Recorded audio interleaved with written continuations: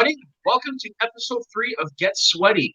I'm one of your hosts. I'm Matt Majot. You might know me as Soda from over on the Schmoes of the North Network. And as usual, I am joined with my main men, Ben, Hot Take Raider, and Jordan the Dark Knight Anderson. How are you guys doing? Doing I'm awesome. good. I'm good. How are you? It's been an interesting weekend, just with everything that's going on, which we will touch on in a bit later. But I'm ready to do this. So let's get into it. All right, yeah, I'm ready for it. All right, Jordan, Ben, if you want to just step into the other room, and we'll get on with the entertainment. We'll bring you back on when it's time for the community segment. See you in a minute. See you in a minute, my man. All right. So, all right, dude. Yeah, start it off with the movie news. All right. So this week was the big story that everyone kind of learned about yesterday, about the tragic passing of Chadwick Boseman. So in his honor, I got my Black Panther. I got my Black Panther hat, and then I got a little shirt. It's kind of hard to see, but there it is. So that's in his honor. Keep it PG. Right there. Keep it PG. Yeah, right. Yep. So when I heard this news, I was like absolutely just shocked. So I actually heard it probably from you the first time. You were just chatting back and forth, and you sent it to us, and I was just like, no way, there's no way this can be true. I thought it was like maybe fake news or something like that, because that happens sometimes. But I was at my ball game when I just happened to be sitting out that ending, and I was on Twitter and I saw that. I was like, no way, there's no way. And then I read the article, and my friend Amber said the same thing. She's like, "That's not real. It can't happen." So in the next inning, I showed her like, "No, look, here's the story.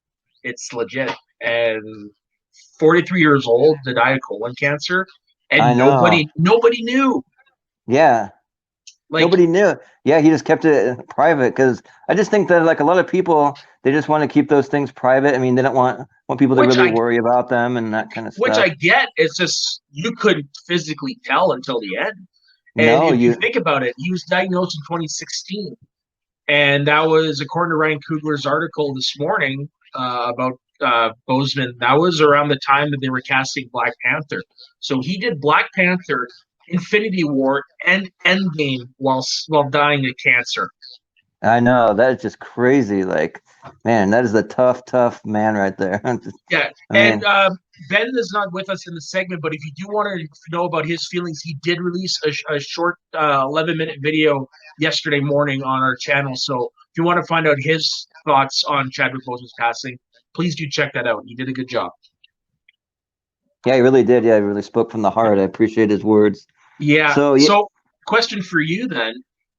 Excluding Black Panther, because it's usually the universal answer, what is your favorite Chadwick Boseman role? I think that it's got to be, besides Black Panther, it's probably going to be a tie between either 42 or Get On Up, because those are both like really iconic characters, and like he did them justice, like by far, like both of them. I went in with kind of mediocre expectation, and he just blew me out of the water both times. So I mean, probably even I'd give the edge even to 42 because I'm just a big fan of the sports historical type of movies. But yeah, he was awesome in that. So yeah, that's my answer too. I just rewatched it yesterday, and to think like he didn't do that many movies. Really, his first on-screen credit was only 2012. But in that time, he's played Black Panther, he's played Jackie Robinson, he's played James Brown, and he's played Thurgood Marshall. Like that's quite the resume. On top of that, I mean, he's done things like 21 Bridges, where he played a cop. The Five Bloods, where they went back to Vietnam as soldiers, and so it's just some pretty kind of like pretty physically demanding roles. So I mean, to have cancer through all that and be able to do all that, it just blows my mind. Yeah, it sucks. What I feel bad for was the kids who had to wake up the next day and find out that their hero is gone. I know. For a lot of them, that's the guy. And seeing pictures of parents posting of their kids with their Black Panther toy on the ground, surrounded by the rest of the superheroes, it's just like it hits you right in the feels. Right. Yeah, and he really did that. That character did so much for not only kids but even people of color. Just like everyone in general, really. I mean, and he was even a hero of mine. I mean, just to see what they were able to accomplish with Black Panther just blew me out of the water. I mean, that's Black Panther's for sure in my top 5 Marvel movies. So I mean, it's definitely a good one. And just think that is the highest grossing solo superhero movie of all time. Yeah, right. That's just kind of crazy to think about. Yeah, it meant a lot to a lot of people. It's a sad subject. I don't want to dwell too much on it. So with that note, I just want to Yeah. say, Chadwick, Wakanda forever, man. We're gonna miss you.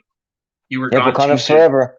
Yep. Yeah, yeah. We lost And our King delete. T'Challa, but 100%. Time to go join the ancestors in the plains. There, yeah. it is your turn. Now, before we get off this next subject, the night we're recording this, ABC decided to air a Black Panther on primetime TV right after they do a special episode in memory of Chadwick Boseman. So if you get a chance, I know this episode's pre-recorded. If you get a chance, do check that out. Yeah, and there's been some kind of rumors too that they might re-air it on either Disney Plus or Hulu, so you can kind of keep your eyes open for that. I don't know anything for sure, but that's been the rumor. So if you miss it on TV, but it's definitely something I want to check out for sure, just to get everyone's thoughts and reaction from just the friends and family and community, and hopefully, I mean, they'll tell us a little more about what was going on with them, you know. So I mean, just to have a little more insight, but I guess we'll wait and see what we find out. Yeah. So yeah, no, Chadwick, we're gonna miss you, man. It's not gonna be the same without you. So No, you take care up there. Yep. Okay, so let's get on to our next subject. On to a hopefully lighter note. Yeah, so we'll move on. That today, actually, it was announced on the official Twitter page of Sylvester Stallone that they're going to be having a director's cut of Rocky 4. So that has me super excited. So, me too. Like I was saying to Ben prior to going on there, Rocky is my favorite franchise, hands down. I love it to pieces. 4 is not my favorite of the bunch, but it is my favorite fight of the bunch. And every time I've watched it, I always do. There was something missing from that movie. You were actually going to get to see it. I'm stoked because this year is the 35th anniversary of Rocky 4. Right, if I have it right, that's the one where he fights Drago, right? Is that correct? Mundo, the best, most fun fight of them all. Awesome. Yeah, because for me, I thought that movie couldn't be more perfect to me. Like I just love the whole training montage and like the fight and like the build up to it and everything. So I'm really curious to see what they want to try to add. Because if you were to ask me, I'd kind of think of a director's cut of maybe Rocky 5, because that's maybe the one that the people are a little more actually more critical. Funny enough, there is on the internet an assembly cut that is much longer of Rocky 5. Oh, really? There is one out there. It's not an official cut, but it's an assembly cut. Okay, I'll have to go and check that out for sure. Yeah, I'll have to send you the link for it. It's on Daily Motion.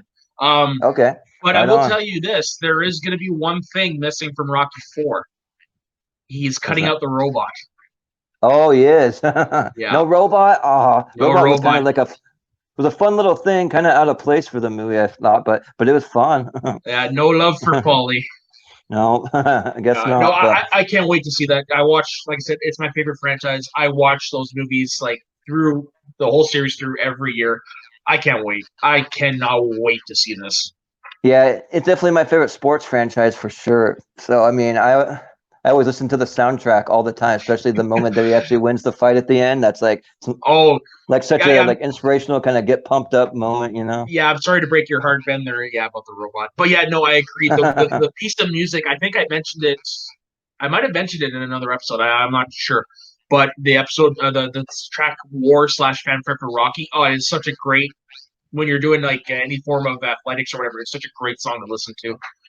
Yeah, definitely for sure. All right, let's see what we got here.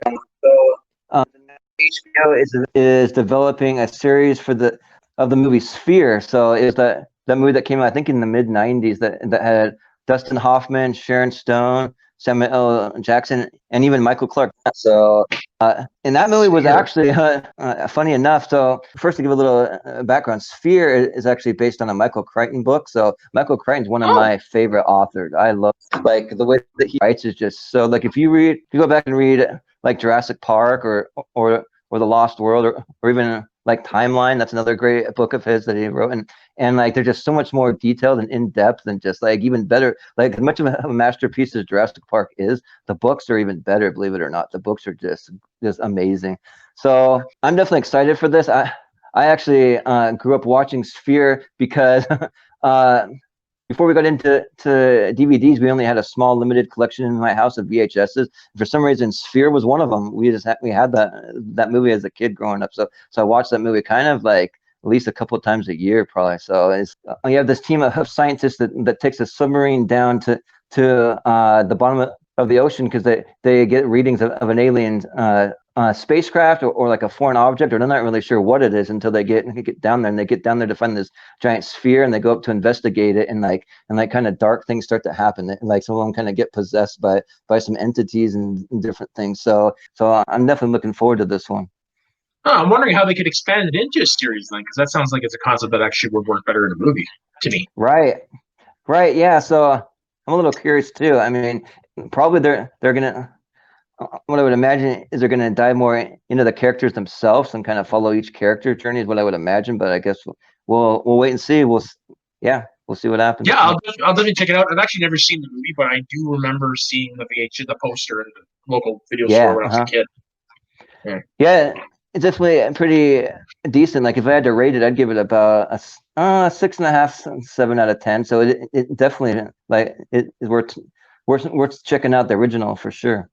Okay, I will definitely have to do that. What's the next item on the list there, Jordan? So the next story we got here. So there was a Resident Evil series that's been ordered from Netflix. So and actually, I was going to bring up a little article here that kind of gives a little of the premise. Let me see. But anyways, what they're going to essentially do is they're going to make a reboot of sorts. So it's going to be a brother and a sister that are in Raccoon City trying to just figure out all these crazy and dark things are going on, and they're just trying to navigate that whole entire thing. But it's a different take than the movie, so it's definitely going to be kind of a reboot. So I'm kind of curious how they're going to do it. I kind of maybe would have preferred it maybe something that would connect a little more with the movie. So it's definitely going to be something to kind of check out and see what happens. I kind of hope they go the direction with the video games there, because the movies were okay. I've only seen like half of them. But I think based off from the video games, there's much more you can definitely mine from there. I think the movie series is what it is. I think that's done. I don't think they should do anything else with that. No, I don't really think so either. But I mean, they're doing it, so we'll definitely wait and find out. There hasn't really been a lot of details released on it. Just that it definitely got. I think they got an 8-episode order to start, and then we're gonna kind of just go from there. And that's something that I always like about Netflix versus just like network TV. So they get an 8-episode order, so you're gonna at least have get a few episodes, because a lot of people they may not be so hot on the pilot or whatever, and so you give it a few episodes, and a lot of times the series improves, gets a lot better. So you definitely will get it at least that. So they're giving it the 8-episode run, and we'll see what happens. And it is Netflix, and Netflix usually hits those shows out of the park. So yeah, we'll have to wait till we see it, I guess. Yeah, definitely. Let's see. The next one we have is that's probably really all the news stories we really have, except for I was going to just go over quickly the box office numbers for the week, because I want to try to do a little segment at the end of our news stories every week. I was going to go over the box office for the weekend, and then just kind of mention what's coming out this week and see if there's anything that any of us are looking forward to seeing this week. So the top 5 this week, you have New Mutants coming in at 7 million. Not surprised that it was number 1. Yep, that's number 1. And really, Bill and Ted Face the Music opened this weekend, but it didn't open in any of the real big theaters like an AMC or Regal or anything. It was actually in my local theater, which was interesting. Oh yeah.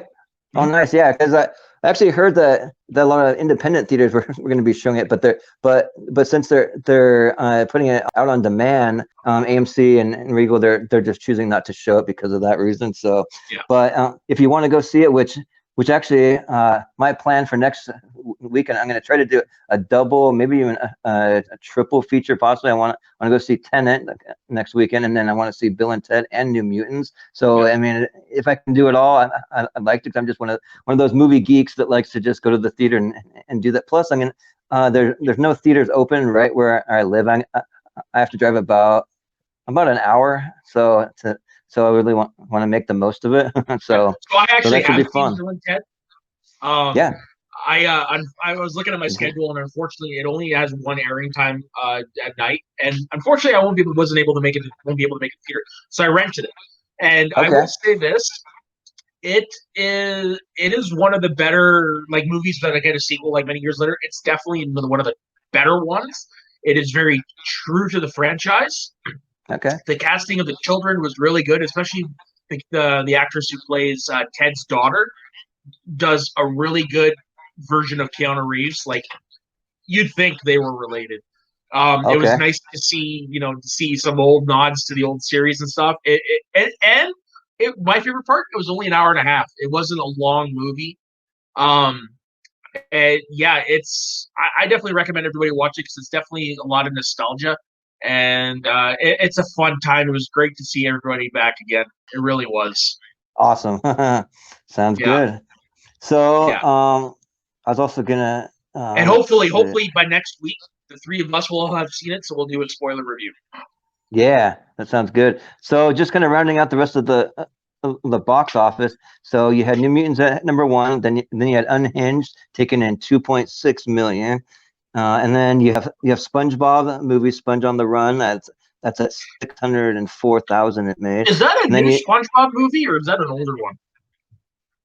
it's a new SpongeBob movie. Like I Oh, don't know what really happened. I thought it was going to open a little wider than it did, but I mean, it only opened in select theaters, so I think that's why they're not seeing as big of as a box office gross. So, okay. but and then there's you have at number four, The Personal History of David Copperfield, which I don't really know that really anything about it, but That's that's your probably to number be based four. off the book. That's going to be based Yep. off the book. Yeah, right. And then you have Words on Bathroom Walls that is coming in at number five with 453,000. Hmm. So that's your top five. And really the only movie opening this week is Tenet. So I mean that's going to be the big one this week. And after being pushed back, I don't know how many times, it's finally going to open. So I mean I'm definitely super excited for it. I've heard some kind of earlier reviews and people are really digging it, especially from what I've heard for the visual effects and the sound design. Those are supposed to be the two big things about it. So I'm definitely Usually what it excited for is. that. Usually is what it is with Nolan movies. Personally, I don't know if I'm going to see it. Like, here's the thing: outside of The Dark Knight and The Prestige, I'm not really into Christopher Nolan movies. I Oh, still really? haven't seen Inception, to be honest. Oh, really? Oh, Yeah, man. I don't know. It's just not my cup of tea. But you know what? Now that I'm getting more involved in things like this, I have a good chance I will check it out. Yeah, Inception is Yeah, one of those movies that you got to pay attention to every single second of that movie, or else you're going to be lost. So it's just one of those type of that might movies you be got. that might be it because I like just to go to movies to be entertained. I don't necessarily always like to sit there and think, Right. especially when I'm especially when I'm high. Yep. Exactly. Yep. Something you just want to chill out and just enjoy, just like have some what do they call it? Just like shove popcorn in your face and watch things explode, or watch a good comedy or whatever. Exactly. And it's not to say that I'm not against those type of movies. It's just they're not my go-to. Yep. Totally. Well, I think that's all we have for the entertainment news. So we can head on over to sports. Okay, so we're just gonna cover this like very briefly off the bat. One thing we are trying to do with this show is we're not trying to bring any political issues or social issues or our own personal opinions into this. So we're not going to cover it in depth, but we will acknowledge that the three major sports leagues that are currently going right now did have a form of protest about what happened in the states this week with Jacob Blake, I believe his name was. Yeah. Yep. That's So it. yeah, that did happen. A lot of okay. I'm going to say this. I'm personally happy about the solidarity that these players showed, and I am for it. But that's all I'm going to say on that. Um, yeah. So we're just going to briefly touch that. Yes, we acknowledge that it all happened, but because we're trying to keep our personal beliefs out of it, we will not be covering it. So outside of that, there wasn't really any major sports stories that happened. But luckily, there were three in wrestling that I would like to touch on, Yeah. all kind of SummerSlam adjacent. The first one I would like to touch on is the return of Roman Reigns after a lengthy absence. Um, as a lot, I Still don't know here. if everybody knows, but Yeah, welcome back. Yeah. As I don't know if everybody knows this, but he did have a fight with leukemia again last year. Oh, So he's had leukemia for 10 years. oh It wow. came back last year, and luckily he's in remission. But when the pandemic hit, he decided to step away just because of that, and because he's got young ones at home. So he decided to step away. At SummerSlam, he made his return Yeah, that was to awesome. go after the Fiend Bray Wyatt and the former champion Braun Strowman, which leading up Yeah. to the pay per view tonight with a major triple threat. Now, it was great seeing Roman back. I love the guy. I personally respect him. It was awesome. Now, if they're going to go with the direction I think they're going with him, which is a heel, I'm all for it because at the end of Monday Night Raw, they tease that his new advocate is none other than Paul Heyman. Oh, Which, okay. if you put those two together, man, that's going to bring some good stuff. So I'm Oh excited yeah. to see where we're going with that. And oddly enough, another big thing to come out of Roman's return is apparently he has new teeth. When he Oh smiles, yeah. he looks like Ross from Friends. It's pretty funny. And, That's and awesome. you know, he With like looks the to be in super the white. yeah, oh yeah, exactly. Like look at the pictures. It's pretty funny. But he looks to be in excellent shape, chiseled, hungry, ready to return. So I can't wait to see what they do with him. Yeah, and even as Any thoughts on that, Jordan? yeah, even as a casual wrestling fan, I mean, Seth Rollins has always been one of my favorite to see watch. So like when I saw him return, because when I was watching, it's like I don't always know every wrestler because I'm just, I mean, like I said, I'm a casual fan. When he came back, I'm like, yes, somebody actually know. I'm excited about this. Awesome. Nice. so so Yeah. yeah, And the second thing was at the same event we had the in ring, not just in WWE, but in ring period debut of Rey Mysterio's son Dominic in a match against the aforementioned Seth Rollins. awesome. I'm shocked that that was his first match. The dude has some skills. Obviously, he's got a lot more long way to go to progress, but he's got a future in this. For a kid his size, he's like 6'5", 6'6", to move the way he was. Man, you could tell it was I mean, you wouldn't think it was his first match. And the funny thing is, it was 15 years ago at SummerSlam that he was involved in a major angle between Eddie Guerrero and Rey Mysterio over the custody of Dominic. Okay. So it's pretty cool to see it all come full circle. 15 years later, he has his very first wrestling match at SummerSlam. I thought it was pretty cool. Awesome, yeah, and one little thing that I'll tell you is that Rey Mysterio Jr. is actually my favorite wrestler of all time.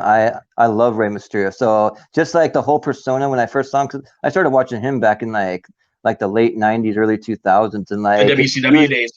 Yep, he was just super fun to see. I love the whole like luchador aspect and like how he's this little short guy, but he could take on the big guns, and like he could Yeah. hold his own. So I definitely love that, and I love the Latino representation of all that too. So definitely that he's always been my favorite wrestler. So yeah, Yeah, he's I'm all definitely in the for it. pantheon of one of the greatest of all time. I will say that, and it's kind of cool Yeah, to see his son come in there.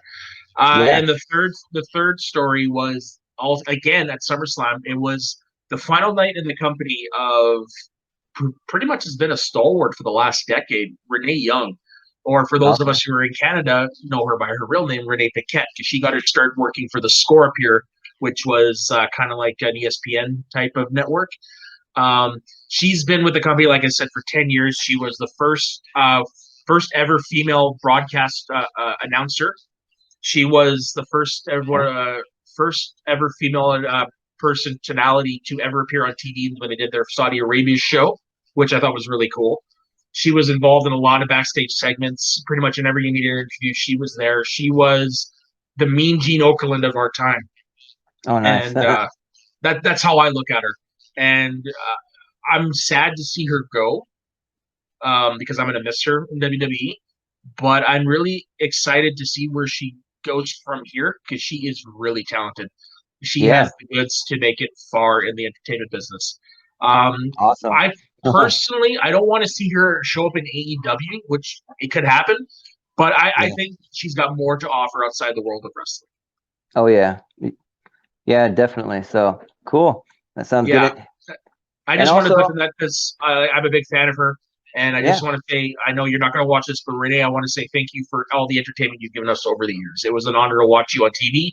It was an honor to watch you before you started in WWE when you were as Renee Paquette. And I remember when she first popped up on TV, I'm like, hey, it's Renee Paquette. But who's young, you know? Yeah, right.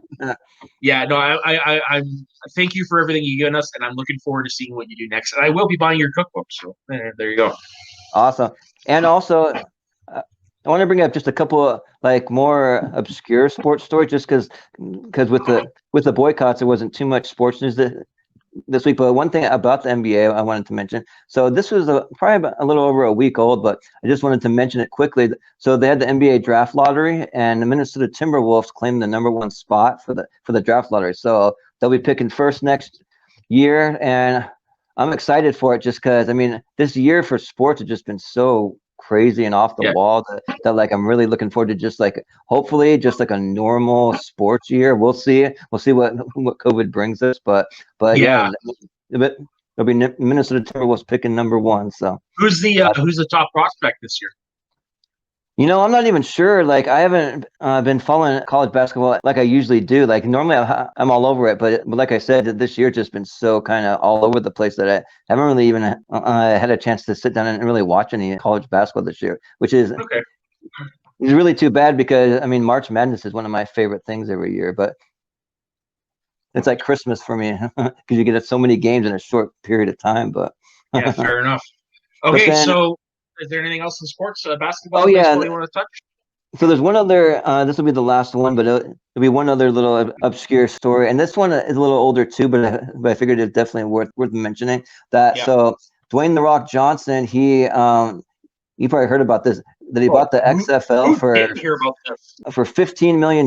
He bought it. And it's funny because if I live in Seattle and I know that I got called from the Seattle team. I'm trying to remember it was the Seattle Dragons. That was going to be the team from the NFL. And actually, like, I was excited for it. They had a really cool promo video that you can still probably find online of like some dragons flying through like a stormy sky over the city of Seattle, which was like pretty cool. But they kept calling me to see if I wanted to buy season tickets, and like it was kind of funny, almost like they're like begging people to buy these tickets or something. I'm actually kind of glad that I didn't because I mean with COVID and then like I mean the league basically almost folded, but The Rock bought it, so I mean I'm not sure what's going to happen, what he's going to do, but I mean I kind of trust The Rock a little more than Vince McMahon with this whole thing, but I mean I guess. So there's so many cool things about that story. Like I mean, if you got The Rock who essentially couldn't make it to the starting roster of the CFL. He now owns the football league. And him and his ex-wife and business partner are the first people of color to own a sports league. And she is the first woman to head a sports league. Like there's a lot of significance in this purchase. And I'm with you. I trust The Rock. The man knows his business. And he's got great partners in his ex-wife and her brother Hiram. So if anybody could take it to the next level, it's The Rock. I have faith that I think we're a couple years down the line, we're going to have a serious contender for the NFL. Yep, I would totally agree. Yeah. Okay, so that's it for sports. So, Ben, if you want to hop back in here. Hey, what did I miss? Hey, welcome back. Welcome back. Welcome back. Yeah. Okay, so the next segment is yours there, Ben. In the community. Well, not that much happened in the community this week. Other than the main thing that we're going to dive into, the slowdown. The biggest thing outside of that is actually a part of that too, when Chris Jericho was on SEN on Tuesday. Yeah. So that was pretty fun to see. Did you guys see that? I saw clips. Unfortunately, I worked during the day, so I don't get a chance to watch as much, but I did see clips of it, and I did see RB3 throw Ace under the bus. Yeah, that was funny. That was funny. Yeah, he was so high on him all week long, defending him tooth and nail, but yeah, that was funny. Well, that's really all the biggest thing about the community this week. So, should we get into Schmodown? Yeah. Yeah, let's do it. We had the big event on Friday, the Schmodown Throwdown with the undercard, and I'm calling it undercard. If it was any other main event, this would have been the co-main event, but it's the undercard. Action Army Civil War 2, Ben Bateman versus Andrew Guy, and the main event, as just mentioned, with the aforementioned Chris Jericho, the champion, the Ayatollah of rock and roll, versus Kevin Good Enough Smith. Yep.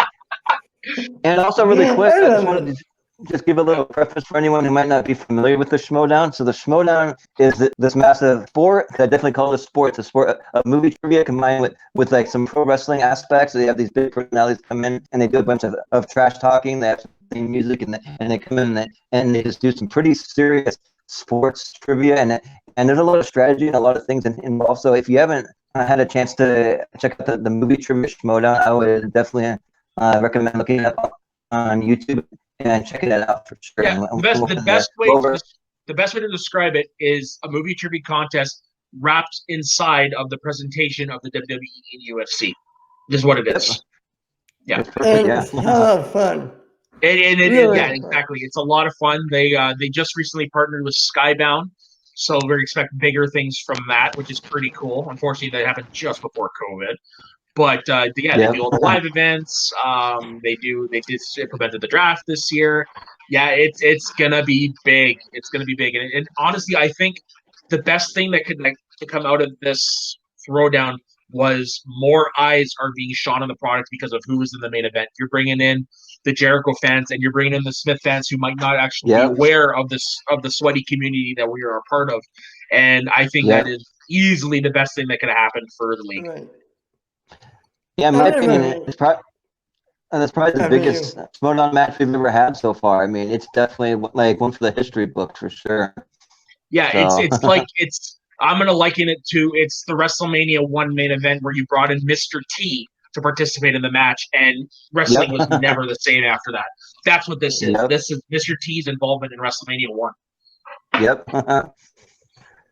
Yeah. So what were your guys' overall thoughts on the matches? Yeah. Well, why don't we start with the undercard first and then we'll come back up? Sounds good. So what were you guys' thoughts on the interesting undercard match? Interesting is the right word. Mm-hmm. Yeah, it's definitely interesting.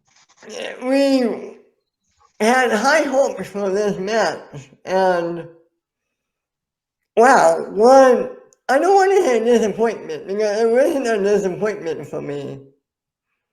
It was one-sided. It was a one-sided match. What do you guys think?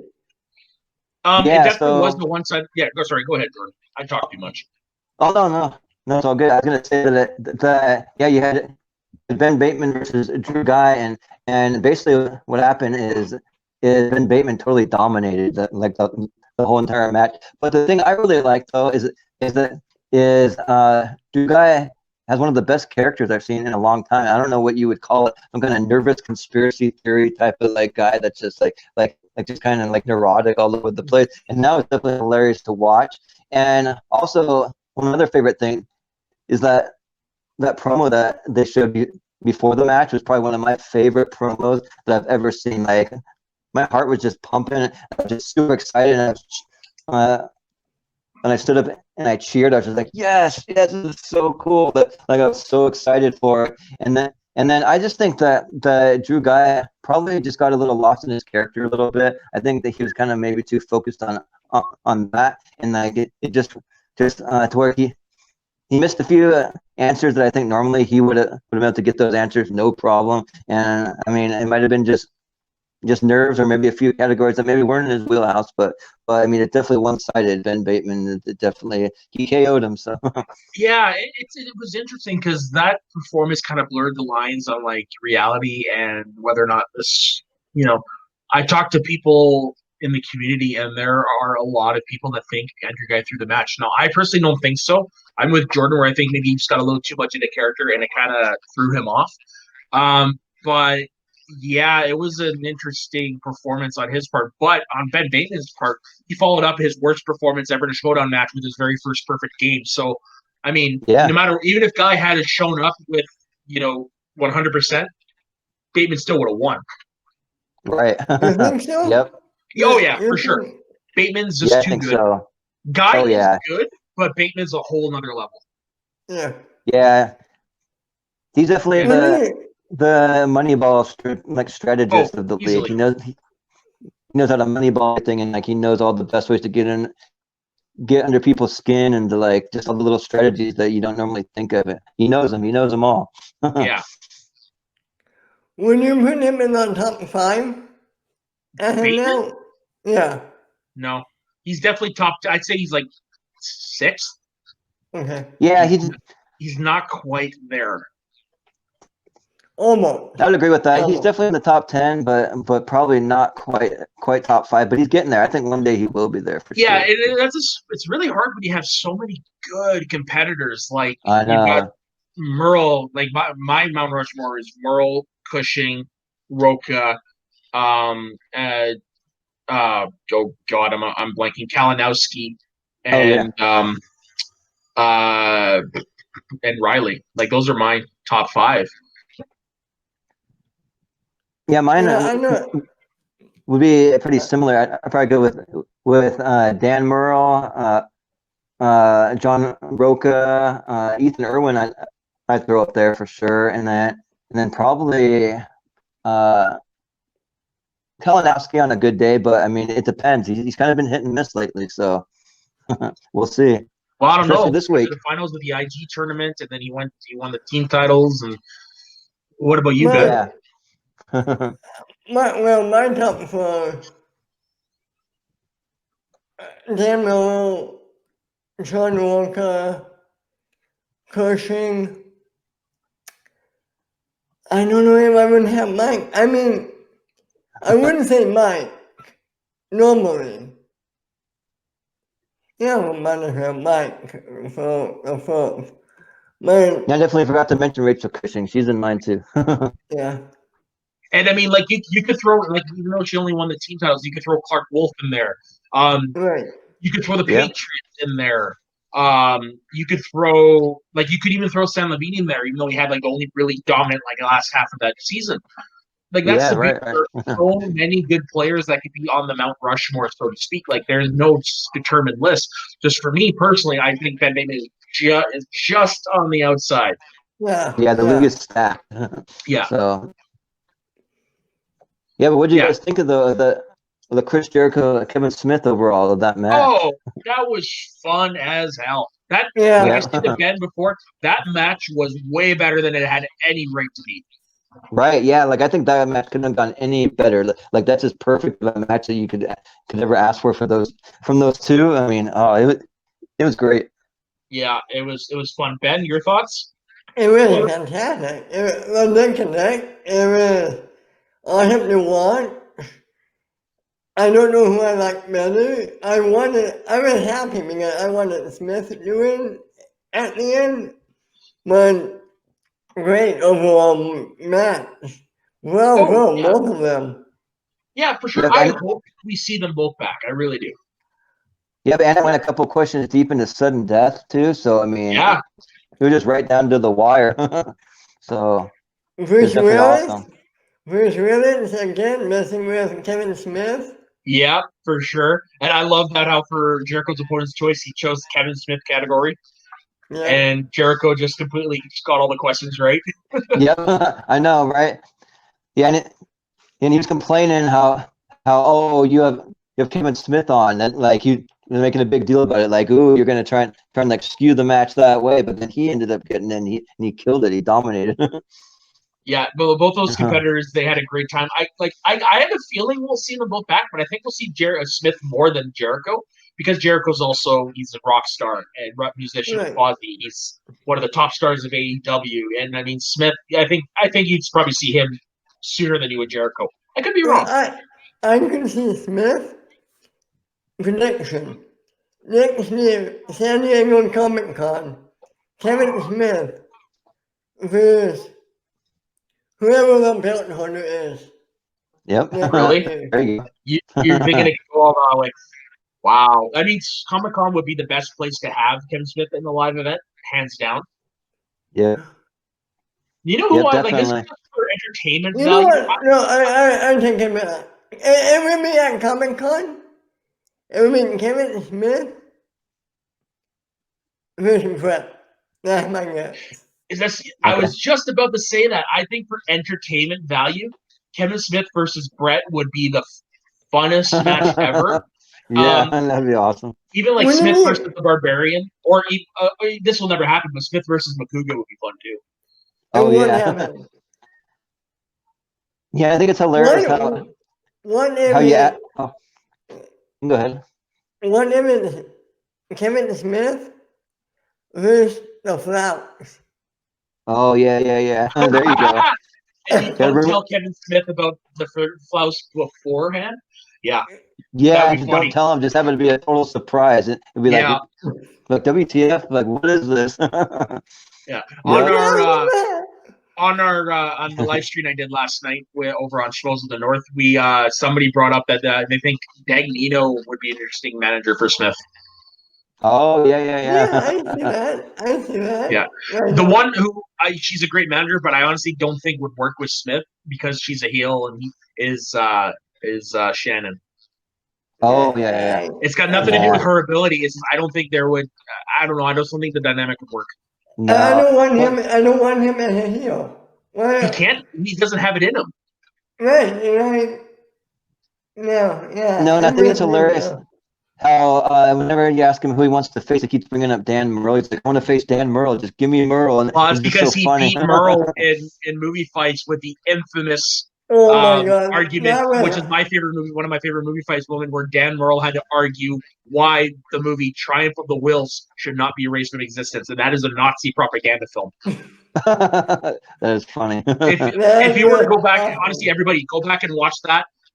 The look on Dan's face when he hears Kevin Smith's choice is priceless. Because how do you argue that a Nazi propaganda film should not be erased from existence? Right. That's awesome. Yeah, and I remember Elijah Wood's like, I'm out. Yeah, he's like, I'm done. Yeah. Yep. Now, if I were to see Jericho with another manager, I think he would be good with Shannon. I think that's the pairing with Shannon that would work.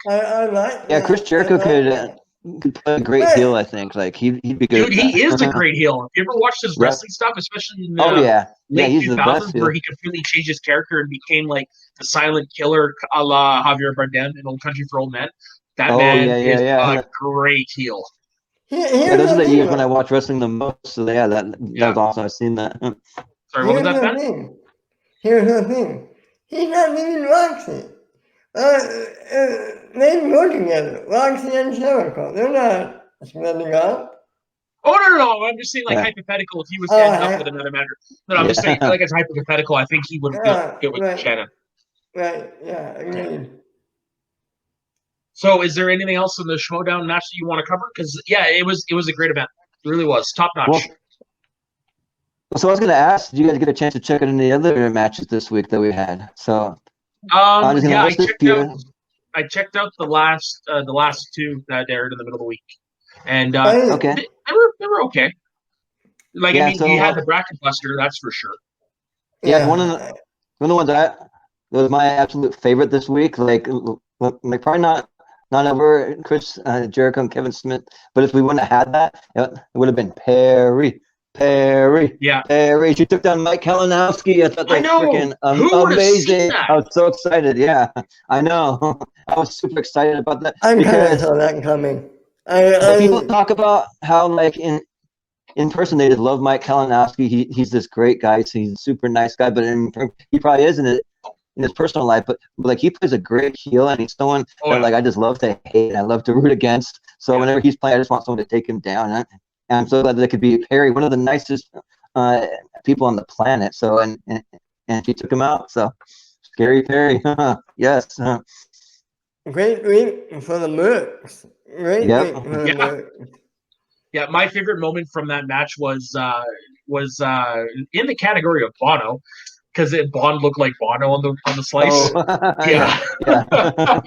Yeah. Bono will have to wait for his next match to get his due. Yeah, I like that. I thought that was funny. Yeah, but then of course you had Chance Ellison. He took out David Del Rio, but David held held his own a lot better than I thought. I thought it was going to be a blowout, honestly, when I went into watching it. But he held his own. I agree with Harloff's assessment that he is in the chance spot right now. It's not that he's bad. That's why he's got those losses, because he's playing up against good players. He just can't quite eke out the win. Right, yeah. He's had some tough opponents. So, yeah. And then you also had Tim Franco versus Tom, which that one went right down to the wire, the 5-point question, which I thought Tim Franco was going to take it. But like, Tom's just one of those characters that I love to watch. He's so funny, just the character that he came up with. Because, like, for me, my style sense of humor is the weirder, the better, the more random you are, the more hilarious you are to me. So I just love watching Tom on screen. So I'm definitely excited we get to see more of Tom. See, I'm a Lon fan. I love Lon's character. Oh, me too. Oh, yeah. Yep, me too. Definitely. He's one of the best. That's someone who I would like to see have an interaction with Kevin Smith. Not a match. Oh, yeah. Like a that'd be a good one. I want to see Lon and Video Crew on a team together. Oh my god. That'd be nuts. Harloff's head would explode. Seriously, like, he has a hard enough time with Lon just by himself as it is. I mean, to pair him with Video Drew, that'd be just insanity. Yeah. Lon, I'm with you, Ben. I love Lon. He is easily the breakout star of the Schmodown this year, hands down. Yep. It's funny because I wasn't really crazy about the professor, but this new delinquent, it's amazing. Yeah, man. He tapped into something that not everybody can tap into, and it's paying off in spades. Like last week, where he showed up on time for the wrong match. That was hilarious.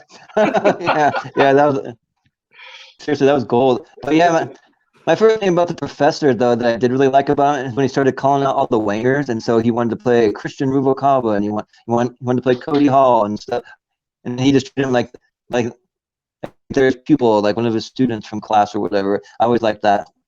Yeah, I thought his character was pretty good. Yeah, but this character he's doing with the delinquent is just even better. Like, oh, it's good stuff. Yeah.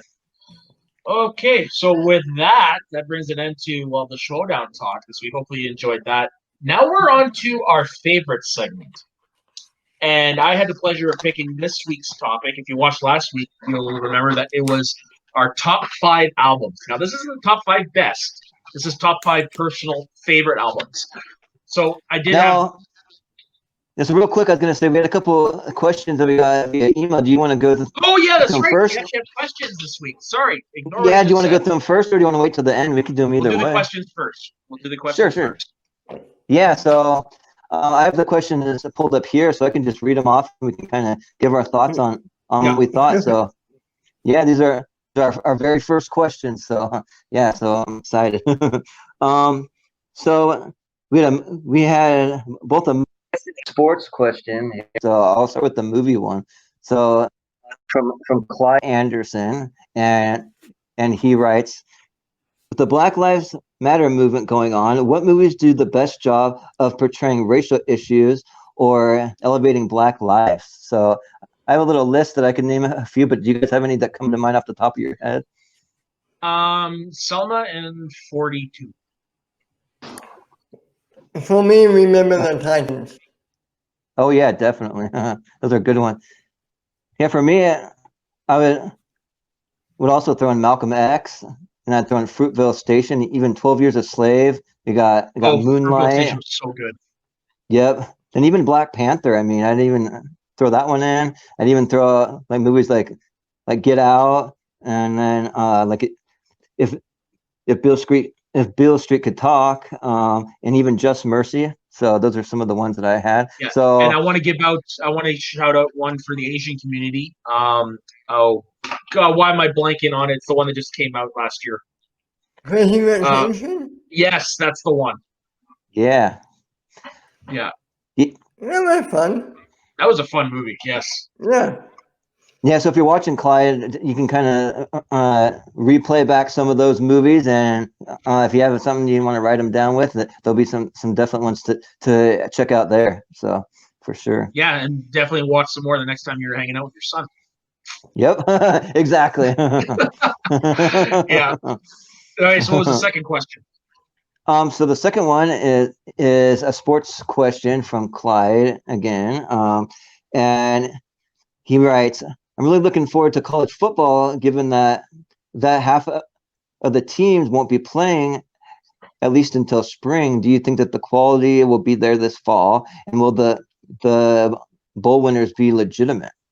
So that's a pretty interesting question, because if you ask me, like I don't really think the bowl winners really will be legitimate. I mean, you don't have half the entire country's college football teams playing games, but I think that the entertainment value is still going to be there because you have all the Southern leagues. You're still going to have the ACC and the SEC, the Big 12, all those Southern teams. You got teams like Alabama still playing, Auburn, Florida State, Miami, just a bunch of the big powerhouses from the South. So it's really the South that's like sticking through it, and they're saying we're going to play no matter what. I'm just gonna say I don't watch college football, but I understand the whole is a legitimate thing. I think yes, it will be legitimate because this isn't like boxing where there's accusations of throwing the matches and stuff like that. All the teams are there to win, and yeah, like I mean, it'd be like saying in hockey, like the Blackhawks 2010 win, is that legitimate because it was only half a season? Or if the 95 Devils Cup win was legitimate because it was only half a season. No, they're legitimate. Like at the end of the day, they are in the record books. They are legitimate. It's a little different, like say with Barry Bonds, like with the whole steroids thing or whatever. But no, I think when the bowl games happen, it's going to be legit. The winners are going to be legit.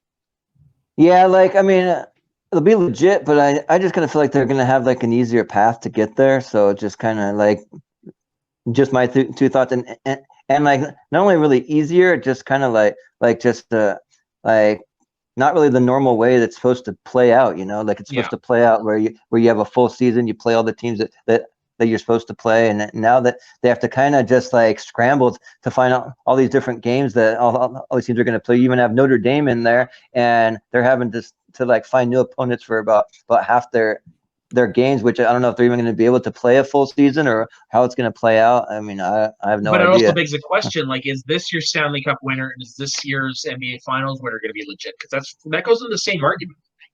Right. So, yeah, I mean, probably in the end, they'll be legit, but I kind of feel like they'll be legit with an asterisk by it, like this is a weird season. So. I think that's the best way to put it. It's going to be legit. There's going to always be that asterisk beside it. Yep.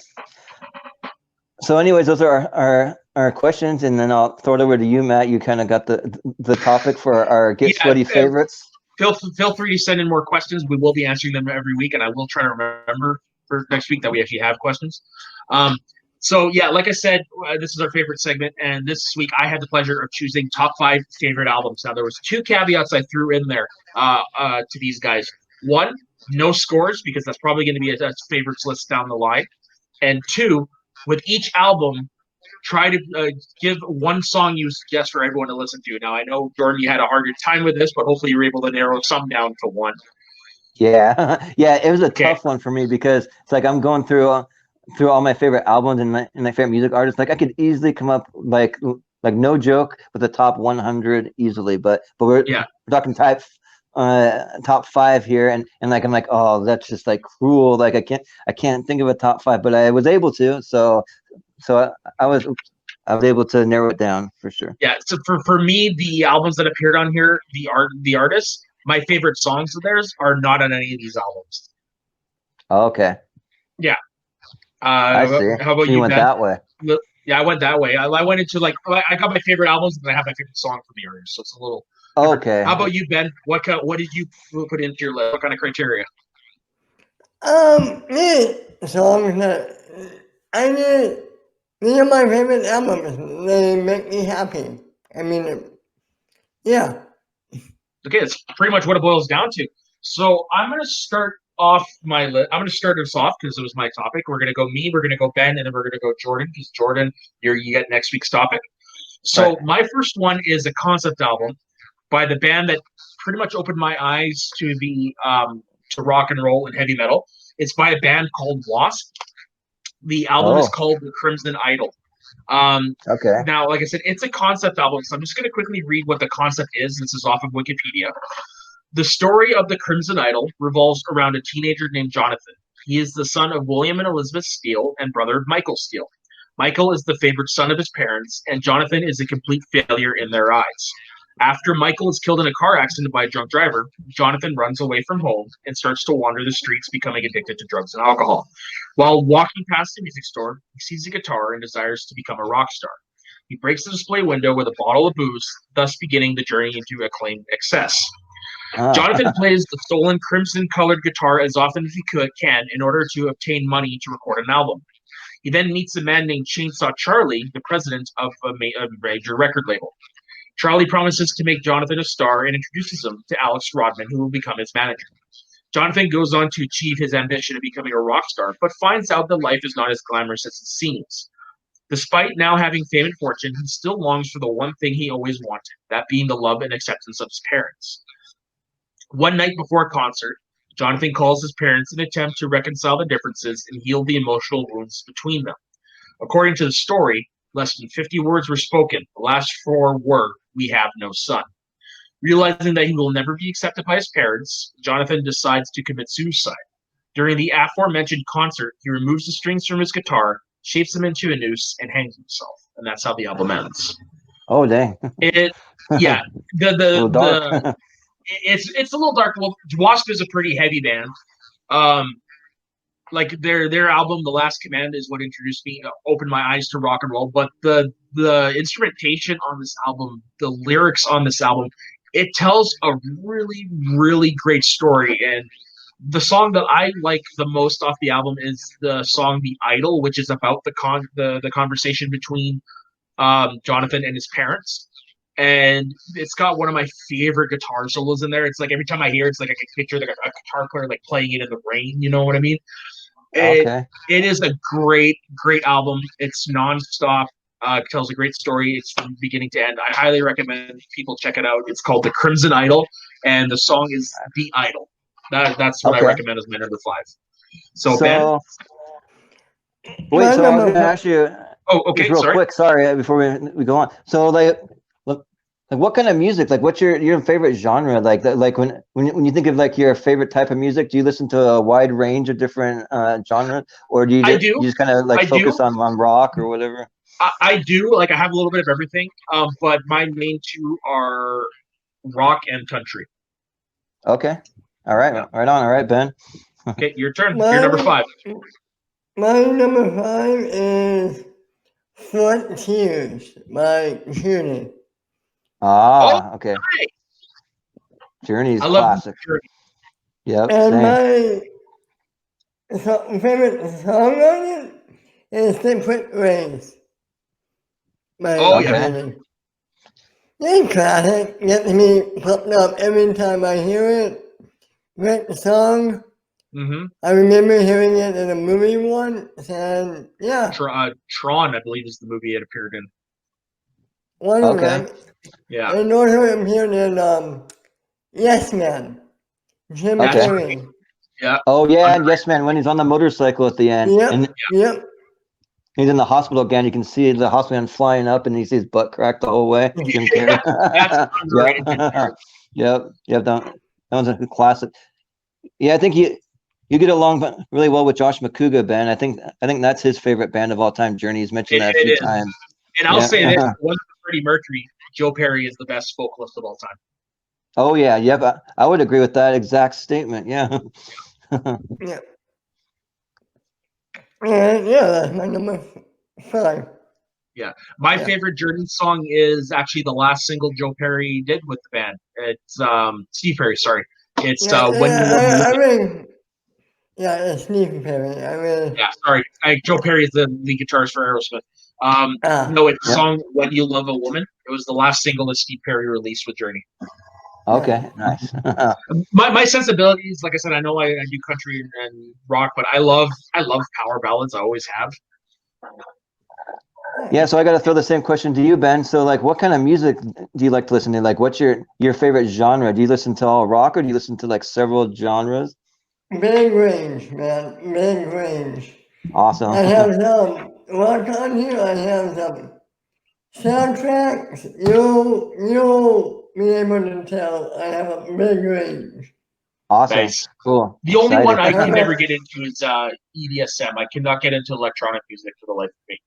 Oh, okay. I can't get into hip hop. I'm Yeah. sorry, not a big hip hop guy. Me neither, Okay. but there are some early hip hop stuff that I do enjoy. How about you? What's your number 5, Jordan?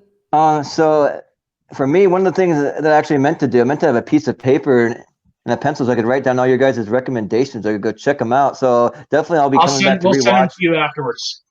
Yeah, definitely do that because I want to check out all your guys' recommendations. Because one of my favorite things is discover new music or even rediscover music that I listened to once, but it's been a while, you know. So to be able to go back and listen to those again. So I love doing that kind of stuff. So I actually hooked up with Thrawn 2K. He's one of the guys from our community. He actually did our theme song music, and he had recommended me so much music, some of the most mind melting music that it just blows my mind. Like it just like some incredible stuff. So I mean, I always love discovering new music for sure. So yeah. But my number 5. So I listen to a pretty big wide range of music genres. Also, I mean, I listen to anything from rock to hip hop to like old school classic rock. I pretty much like any kind of music except for opera music. I can't really do opera music that just hits a nerve in my head or something. I've That gives me a actually headache. seen an opera live. Oh yeah, it's a chore. Yeah. Yeah. Yeah. So, but I kind of found out though that when I went through my favorite albums of all time, they kind of all lied in one genre pretty much. Because when I was in high school and middle school, I grew up listening to a lot of punk rock. That was kind of one of my big go-to. And recently, as I've gotten older, my music tastes have kind of changed a little bit. I've been listening to a lot more pop music recently, so I've kind of like turned it into a combination of like pop and rock. Because I just love music that you can dance to, and you can just really get into the vibe and just kind of just either rock out or just dance and that kind of stuff. I just love that kind of stuff. Even though I'm a horrible dancer, like you never want to see me dance because I'm terrible at it. But I do me love too. to Every do time it. I dance, something bad happens. Anyways. Yep. Yep. Right. Yeah.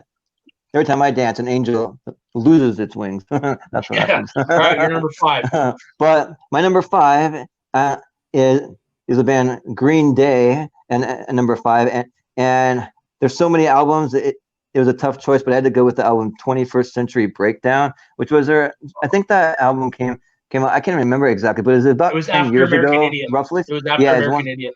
Yeah, but the one right after that, and there's a lot of songs, but I'm gonna pick one. I'm gonna narrow it down to just one because I love like so many songs from that album. But the one that I would probably go with, it's called Before the Lobotomy, because I just like it because it's got like a different kind of like vibe to the beginning of it, and it's kind of a build to where like it doesn't really get really hard rock until about a third of the way through, and it just kind of like it builds up in this kind of almost kind of like a spooky kind of vibe sort of, and then after that it just starts rocking out, and you have the guitar, and then you have the vocals from Billy Ray Armstrong. So yeah, or Billy Joe Armstrong, I'm sorry.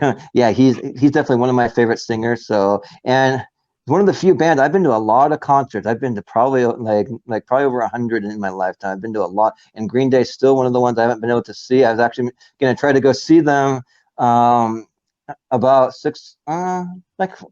5-6 months ago, right around the time COVID hit. They're coming to Seattle to perform over at the T-Mobile Park where the Mariners play, and it got canceled. So that's a bummer.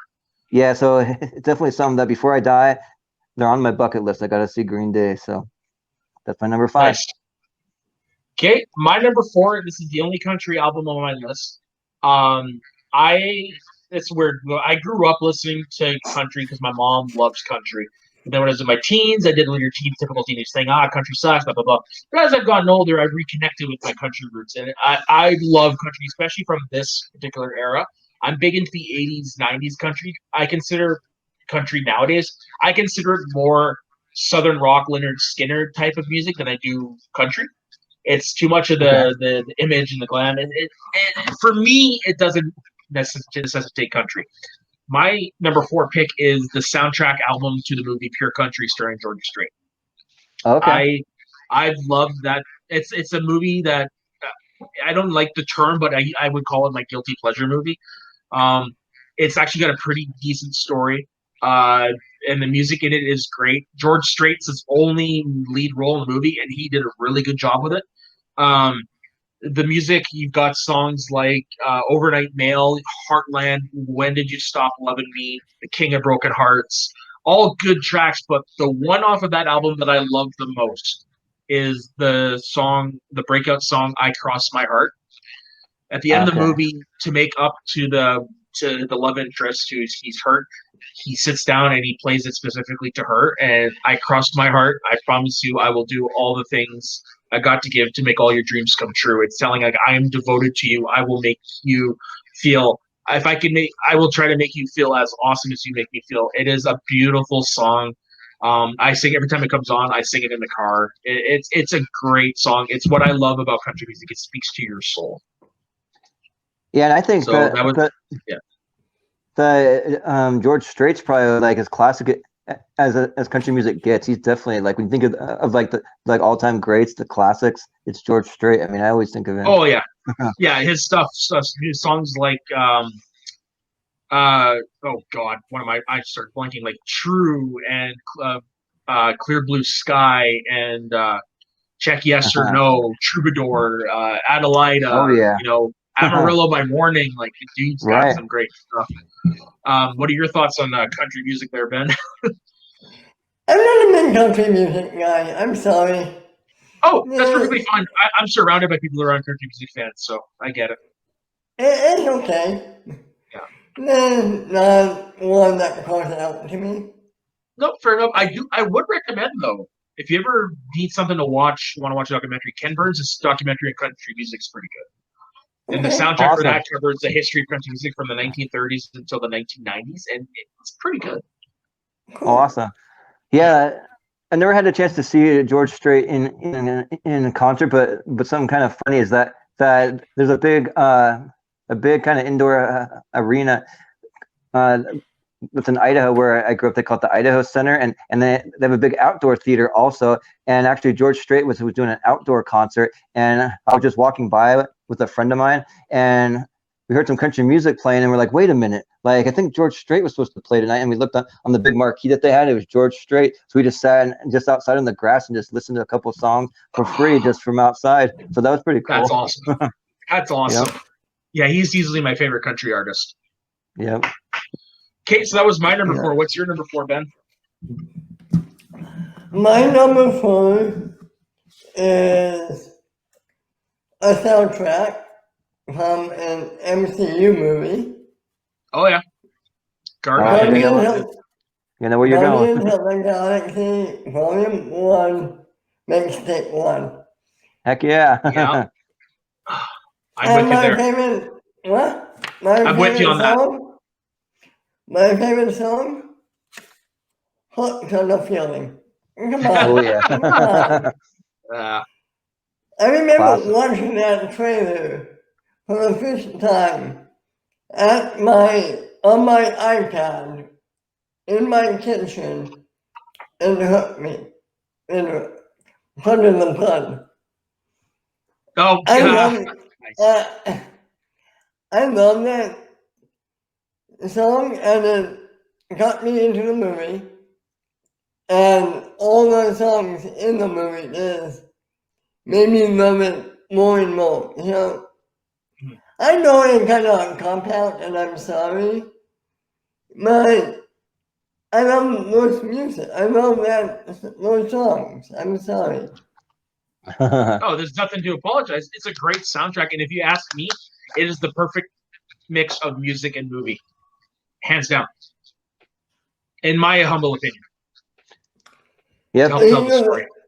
And he was that on the Logan soundtrack for me for Logan. Oh yeah. Okay. Yeah. Yep, and for me, like I'd have no idea who the Guardians of the Galaxy really are if it wasn't for the big sweaty John Schnepp. I was talking about it on Movie Talk and Heroes, just hyping up the Guardians of the Galaxy, really got me super interested. And then when I saw that trailer, yeah, that music was just so much fun to listen to. Yeah. So Yeah, for me, it's the first one we hear in the movie. Come and get your love. Yeah. oh yeah. Oh, yeah. Come and get your love. My Redbone. Oh, that's awesome. Yeah, And no, I that's a love, great choice. and I love the callback at Endgame Oh yeah, when you see him and yeah. who was it? It was It's Gamora, or not Gamora. It's Nebula Nebula and Warner. Iron Patriot, War And Machine. like Yeah. he's like, this guy is an idiot. Yeah, Yeah. no, that. Oh man, that movie brought attention to definitely a lot of old music, and yeah, it's a great soundtrack. Great soundtrack. You And got then, Bowie on there. and my favorite moment in the movie, dance off, Mano, me and you. The Yeah, dance off. Ooh, yeah, child, things are gonna get better. Yeah. yeah, yeah. No, that is a Yeah. great pick. That is a great soundtrack. Like I remember when that came out, and me and my friends were just blasting it all the time. Did you see? I think it was last week or the week before. Did you see that fan edit on YouTube with the dance manual? But this time they added Peter Parker from Spider-Man 3. Oh, I did awesome. not. I haven't sent Check it to that you out. guys.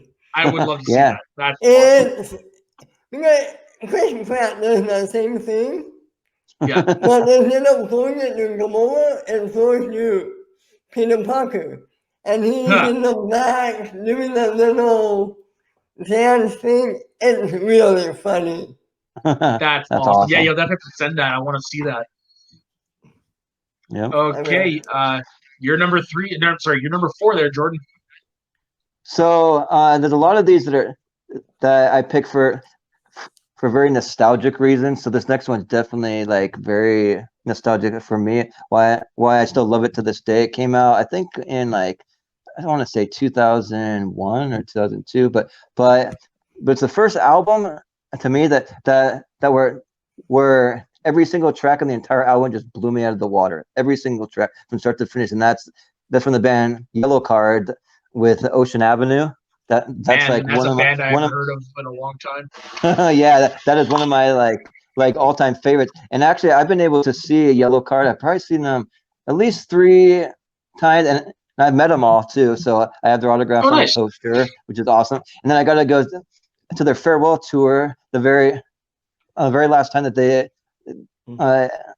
performed in Seattle. They're on their farewell tour. I think they only had like 3 stops after that. But I mean, but they're done now, so they're no longer performing, no longer together. I have hopes that maybe someday they'll come back for a reunion tour. You never know, but if I had to pick one song off of there, it'd be the song "Only One." It's just like a very powerful song that just kind of like I always seem to kind of like go for those songs that are like kind of different than the rest of the album. So this song is definitely kind of a little slower, but it's got a little rock to it. And and it's kind of a pretty powerful love song too. So it's just something that just really kind of like hits you right in the feels, and just I don't know, just one of those albums in general that just really spoke to me. Because when I heard it, I was just like, man, I don't think that I've ever to this day heard one album where I just love every single song like to death. Like I just think that every single song is just great, because it's like every album that I've had before that, I've loved a lot of the music, but there's always like one song that's like I love everything except this track number 5. It's kind of wasn't really my thing, but the rest is great. But this song this album just had it all from start to finish for me. That's nice. Do you ever listen to Yellow Card, Ben? No, I've never heard of them. I remember they were kind of big back in like around the time Jordan said this album came out. I knew a lot of people that listened to them. Weren't really my bag, but they had a few good songs. No. Yeah, one of the really cool things I really like about it, that they have an electric violin player in the band. So they have this Asian guy who, like, one of the funny things is like we we were at a concert once. He started dancing right up by the stage, and he put his butt like right by the front of the stage, and I was in the front row, and like I was almost tempted to like slap it, but there's this girl sitting next to me, and I'm like, you go for it, like you do it, and so she did it. She slapped in it, and he just kept playing his violin and just rocking out. Because with electric violin, it's a really cool sound. Like I definitely recommend checking out. Yellow Card. That's why I like about Apocalypta. They use a lot of electric like violin and basses and stuff. Yes. I love Apocalyptica. Yeah, it's good stuff. Okay, so my number 3, I'm actually wearing the band on my shirt. It was the last concert I went and saw was these guys. I almost went with their more famous one, Hysteria, which has a lot of good songs, but my personal favorite album of theirs is Pyromania, the album before. It's their third studio album. Obviously, I'm talking about Def Leppard here. They got so many classic songs on there. Rock Till You Drop, Foolin', Too Late for Love, but the best one, hands down, is Photograph. Oh yeah. A song written about Marilyn Monroe. The riffs and the guitars on that, Joe Elliott's vocals. It's not my favorite Def Leppard song. It's definitely like top 3. That's Torn to Shreds from their album X. But Photograph was the very first Def Leppard song I ever heard. And it is amazing. It is one of their most iconic songs. It is still a staple of their live concerts. It's an amazing song, and it's one of those. If I were to like talk about Steve Clark, their late guitarist, I'd say listen. This is one of the songs I would say listen to if you want to hear just how good he was at the guitar. That's awesome. Yeah, one of my friends that I've known since high school, she was obsessed with the band Def Leppard. Like she would listen to them all the time, like day and night. Like you get in the car with her, and she always has on Def Leppard all the time. She like I don't know how many times that she was able to see him in concert, but it was a lot. And that's one of the bands on my bucket list. I had a chance to go see him, but I don't know what happened. Something came up and I couldn't go. But yeah, I saw them in 2015. Out of all the bands I've seen live, I'd say they are the most technically proficient live band. Okay. Like they sound exactly like what you would think coming off the album. Like they are top-notch musicians. Awesome. Yeah. You a fan of Def Leppard there, Ben? Mm-hmm. Yeah, cool. I haven't listened to a ton of their stuff. So maybe you could give me a list of the stuff I should listen to. Oh, I will gladly do that. You have Spotify or Apple Music? Apple Music. All right, I will get on that because they're my second favorite band, and they're one of only 2 bands where I have every single album they've ever released. Oh, nice. Yeah. Nice. Okay, so you're number 3 there, Ben. My number 3, Abbey Road by the Beatles. That's a good album. Oh yeah, definitely a classic. What do I need to say about it? Everyone knows it. Everybody loves it. It's my number 3. Yeah. Great album. It is a great album. What's your song? From the Abbey Road itself. Oh, okay. Okay. Nice. Yeah, my favorite is Something off that album. That's my favorite. Something, yeah. Beatles are a band that I came to a little later in life, actually. It was because of the Beatles rock band that I became a fan of them. Okay. Nice. Yeah. And I almost have all their albums. Did you see that movie yesterday last year? Yes. Yeah. Yes. Oh yeah. I love that movie. That movie was awesome. Yeah. For some reason, when I saw that movie, I absolutely loved it. I was blown away by it. And then I remember that I sent the trailer to a bunch of my family and friends. Like, you got to check this movie out. It's so good. And then they saw it and they're kind of like, meh. They didn't seem too excited about it. But for me, it was great. I loved it. Yeah, it was perfectly great for me. Yeah. Great original concept. I love Robert Carlyle as John Lennon at the end. I thought that was pretty cool. I only have at the end of the movie, that's Robert Carlyle. Holy fuck, are you serious? Yeah, that's Robert Carlyle. I know him from that show, Once Upon a Time. Yeah. That's him. Yeah, he is in Once Upon a Time. Yeah, now I remember him because I've watched that whole series. Yeah. There's only I one had no complaint I have idea. about that movie. Yeah, no, it's him. He did a good job with the makeup. They really did. I have one complaint about the movie though. It's just there is an Ed Sheeran song that is on there that is so good. He's never released it. Oh, Yeah, Really? yeah, he's yeah, never released it. I don't know if he he'll ever hasn't release released it. it, huh? It's Interesting. such a good song. Yeah, yeah, the Beatles just barely missed my top 5. They're in my top 10. Like I'm Yeah. like always listening to the Beatles. Like out of any classic rock bands, I have to go with probably Queen number 1, but then the Beatles are right at number 2 for me. So yeah, Yeah. I definitely love the Beatles. And actually, I've been able to see Paul McCartney live in concert before. I saw Oh, him one nice. time down in Salt Lake City, Utah, and like it was like one of the coolest the coolest concerts I've ever seen in my life. Yeah. Like he's a legend for sure. And the one thing I always remember, because my favorite Beatles song is probably the song "Hey Jude," and I Oh, yeah. remember seeing when they had the Olympics in London, Paul McCartney came out and he started playing that. I remember like he had tears in his eyes when he was playing that, because I mean he was representing his home country because they had the Yeah. Olympics in London, and then he got to go and play that song for the whole world to see it in his home country, and I think that's something that really seemed to mean a lot to him. Yeah. The Beatles, man, they're easily replicated, never duplicated. Yep. My favorite Beatles song is "In My Life" off of Rubber Soul. Nice. Yeah, Okay, I yeah, love yeah. that song. But and it's funny, like everyone considers like their LSD period, like the Sgt. Pepper's period, to be their best period. Not me, man. I love everything prior to that, up to Rubber Soul. Okay, nice. Yeah, Nice. yeah. Like I'm a big fan of Meet the Beatles and A Hard Day's Night and Help. Oh yeah, yep, Help.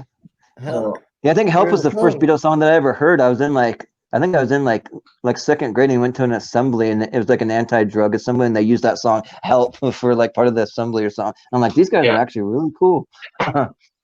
yeah, yeah. No, like I said, because of the Beatles rock band, I became a fan. Like it's like one of those. I'd heard them, but I couldn't. Prior to that, I couldn't tell you anything about the Beatles, right? And then after that came Right. out, I devoured the Beatles anthology documentary. I devoured the book that comes with it. I read everything I could. Yep. I think my favorite Beatles song is Twist and Shout. Oh Oh yeah. yeah, yeah. Funnily enough, the Ferris Bueller's Day Off when they sing that song, the sweaty man himself is in the background. Yeah, he's in the crowd. I That's right. know. Yep. Mhm. Yeah, Twist and Shout's Yeah, one of the like best remakes. I think that they did it better than the original artist actually. So yeah. yeah. And there's a few of Mhm. them that they did. They did covers of that are really, really good. Yep. Like you've really got a hold on me, twist and shout. Oh yeah. Yep. Yeah. Yeah. Okay, Jordan, you're numero trois. Yeah, you're number 3.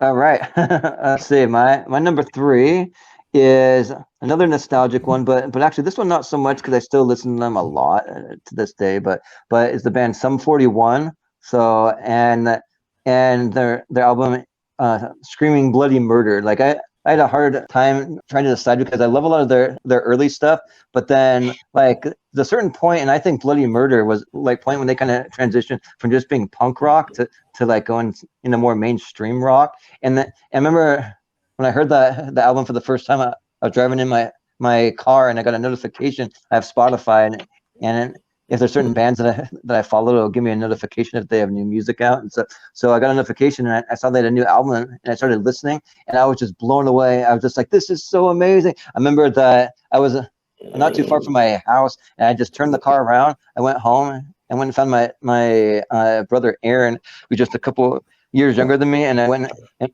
I'm just like ranting and raving, kind of maybe and freaked him out a little bit. I'm like, you got to hear this album. It's so good. It's so awesome. Like they killed it, and so we just kind of put it on and just kind of jammed out for a little bit to it. But probably my my favorite song, and this is another one where like every song was like pretty much my favorite on the album. But if I had to pick one, they have a song that's called "The Holy Image of Lies," and that song I would definitely recommend checking that out. It's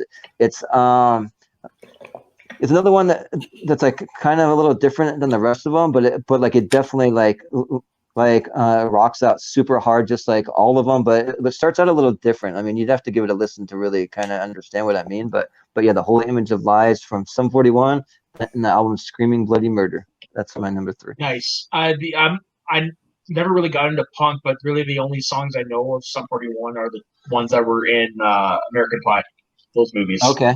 Into Deep in the Hell song, yeah. Yep. Something else that was really cool. So I've seen him now probably three times in concert. But the first time that I saw him was at a small kind of local venue that I knew. There's a certain spot where after the concert that they have their tour bus parked outside, and at some point they're gonna have to come from that door into the tour bus. So I just thought that if I camp out here long enough, they're eventually gonna come out of this door. And I waited, and sure enough, they came out, and they're super cool and super friendly. I actually got pictures with the lead singer, Derek Whibley, and they just kind of when they came out, they stopped and talked to us for about 20-30 minutes and just shot the breeze with us and stuff. And I kind of talked about, I think that the lead singer is actually from Canada, I want to say. But so he was talking about that. 'Cause he used to date Avril Lavigne. He had kind of some stories about her a little bit. And he's a super cool, just down to earth guy. And it's funny because on stage, he has this big rock persona with like a big mohawk sometimes that he has, or some big spikes that he has with his hair. But he came out and like, he looked totally different, changed into just normal looking clothes. He actually talked kind of quiet. Like I was a little kind of taken back at first, but like I was kind of like I had to stop and think, like most rockers can't put on that persona 24/7. Although they want to, they can't do it. You got to have some time to just kind of be low key, So that's kind of what it was. And it's super fun to meet one of my music idols. Any thoughts on Sum 41 there, Ben? Not really. You? Like I said, I never got into punk, so outside of the Hell song and To Deep, I don't really know much about Sum 41, but I know they those songs are pretty ballin'. Yeah, and you can find a lot of their music also in the series Malcolm in the Middle. Like if you listen, they play In Too Deep. They play like just like a lot of their music from their first 2 albums, because that's what all was out at that time. But their music's in there. Yeah, what was it? No Killer, No Filler, or something like that? Yep. Yeah. Yep. Yep. That's the name of their first album. Yeah. Okay, so my number 2. If you guys ever heard of this movie, I would be shocked. It's the soundtrack for the movie Eddie and the Cruisers 2, Eddie Lives. That name sounds vaguely familiar, but I don't. Okay, so the first movie Eddie and the Cruisers actually has a cult following. You might hear the hit song on the Dark Side every once in a while on like an oldies station. And basically, the premise of that movie is Eddie Wilson, the Eponius, the Eddie in the Eddie and the Cruisers, passed away at the after recording their second album in '63, and in the '80s, it get a slight resurgence. And then the first movie is eventually about the hunt for the second album. At the end of that movie, it's revealed that Eddie faked his death, and the second movie follows him in the '80s, living in Montreal, and he's having a hard time coping with his old music coming back and becoming popular. And he's hearing it all over the radio. He's hearing it everywhere. And he finally gets cajoled to join this new band. And because he's hesitant about success and whatever, he's like, okay, we're gonna do concerts when I say we are, blah blah. We're gonna do all this practicing. So the movie is eventually about him trying to come to peace with his past. And it's not a great movie. It's not great. I love it to pieces. But the soundtrack by John Cafferty and the Beaver Brown Band, who, if you remember from Rocky IV, the song Hearts on Fire, the montage song, that's the same band. Oh, wow. Yeah. That name sounds so familiar. From Saturday Night Live, they're doing some kind of game show, and he says, "What is John Cafferty and the Beaver Brown Band?" or something. Yeah, it's from one of the game show segments. Also, just famously, they parodied that scene in Family Guy. But the album, man, it's the rock in that music. It's hard to explain. Like it latches onto my soul because every song has its own meaning. And the one I chose off of it is a song called "Open Road." It's a song about essentially reminiscing about the past, but it's time for us to move forward. I'm just going to read a little bit of the lyrics for it to get you a better idea. When the world was so much younger, with no reason to hold back, and we weren't so afraid to loosen all the things we never had. Those days are gone forever. Time to kiss the past goodbye. Meet me out tonight on the open road. So essentially, it's just like it's a song about, it's time to move on into the future. And I cannot recommend this album enough. All the music on it is great, from the song "Just a Matter of Time" to "Some Like It Hot" to "Garden of Eden," which is a very great blues-infused song. "Mariah" is another great one, but for me, it's the song "Open Road" that sticks with me out of that soundtrack. That's cool. So if you could maybe compare Eddie and the Cruisers to like any other movie, so we can get an idea maybe what it's like. Is there one you could compare it to, or is it kind of just like a unique thing all on its own? You kind of put me on the spot with that. Right. I'm just trying to get a feel for it, like if it's like more hard rock, if it's like kind of like more oldies type of music. If I were to perfectly describe the sound, it's the first movie is very Springsteen-esque, Jersey Shore, because the movie takes place in Jersey. The sequel, it definitely, I can't because you put me on the spot, I cannot compare it to other people, because at that time, not many bands had saxophones doing the solos. There weren't guitar solos. There's sax solos in these songs. Okay. Nice. Yeah. So it's if I were to compare it to anybody, it would probably be Springsteen. Okay. Yeah. Right on. All right, Ben, you're number two. My number two, Endless Summer by the Beach Boys. Oh my gosh, that missed it. That would have been my number 6 if I had to put one in. It's a fun album with fun songs from a fun band. I remember singing Surfing USA with my class in school one year. It's really fun and light. It's something I can throw on anytime. Yeah, the Beach Boys are good for that. They're definitely some of the best feel-good music. Yeah. Yep, that was the first album that I ever owned when like ever from a mainstream band. Actually, you'd be actually happy, Ben. The first CD I ever got was the Beauty and the Beast soundtrack. So that's a good one. But the first album from a legit band was Beach Boys' Endless Summer. So I love the Beach Boys. Nice. And what was the song off of that album, Ben? Was it Surfing USA? Surfing USA. Nice. Yeah. That's a great song. And because of that song, you got back in the USSR for the Beatles. Yep. Yeah, right. Yeah, my personal favorite of the Beach Boys is "Wouldn't It Be Nice." Nice. Yeah, that's my personal favorite. And Wouldn't it be nice? Yeah. Okay. Yeah. Wouldn't it be nice if we? Yeah. I remember that from that Adam Sandler movie. Remember 51st Dates. Oh yeah, 51st Dates. That's actually, I won't tell the story now, just for another time. But that's a big nostalgic song for me and my wife. Kind of has ties in it. Oh yeah, that's my favorite Adam Sandler movie. Really? Yeah. Interesting. Yeah, the song by the Beach Boys that I'm usually always drawn to is "I Get Around," and it always reminds me of that movie, The Flight of the Navigator. So that song when he's flying in the spaceship. Yeah, so he just tells the computer to just put on some Beach Boys, and then they start playing "I Get Around." And you just see the spaceship cruising around town. He's just in there having a good time and stuff. So when I hear that song, I think of "Look Who's Talking." Oh yeah, It's right in the beginning when the sperm's trying to find the egg. Oh my God! Yeah. That's an underrated movie. Very much so. Yeah. Yeah. It's a fun, funny movie. I like it. I've been watching that movie since I was really, really young. Also, I'm pretty drawn to the song "Fun, Fun, Fun," like fun, fun. Till their daddy takes the T-bird away, and there's that one, and also Kokomo. The classic as well. Jamaica. Ooh, I wanna take you. I also love, this is the John Stamos version of it, but Forever. Oh yeah. Me too. Yep. That's a Full House classic. Yeah, Help Me Rhonda. He played with a band, right? Oh, many times. Yeah, I think before Full House, wasn't he like their touring drummer or something like that? I'm not after, but I could be wrong about that. Yeah, I've seen plenty of videos of him playing with the band. Oh yeah. I mean, definitely had Jesse and the Rippers on the show. Yeah. Oh, God bless Jesse and the Rippers. Yep. All right. You remember they were on Jimmy Fallon, I believe, many Okay. years ago. I would It love to was see that. funny. I'll have to look that up. Yeah. I remember their guest spot on Home Improvement. Oh, yeah.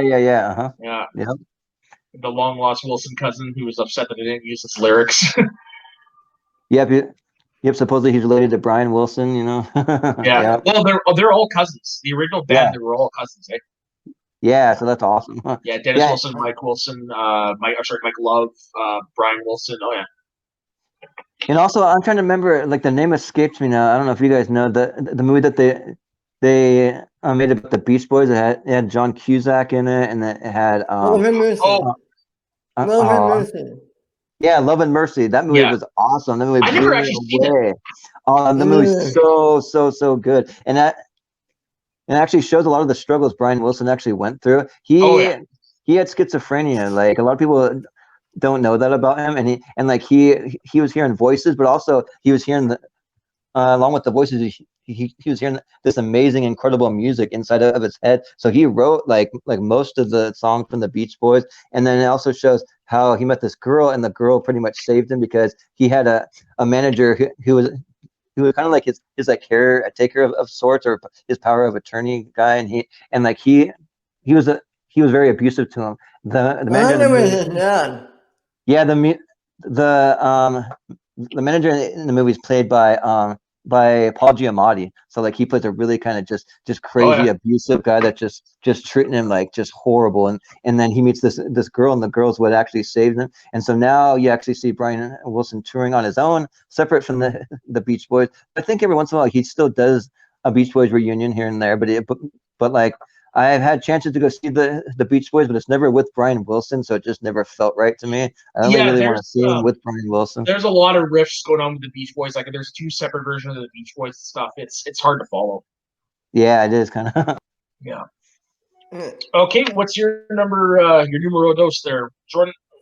All right, so number 2 is another huge nostalgic one. It's actually the number 1 album me and my best friend Mark from back home we would put on all the time back in high school, and that's Linkin Park Hybrid Theory.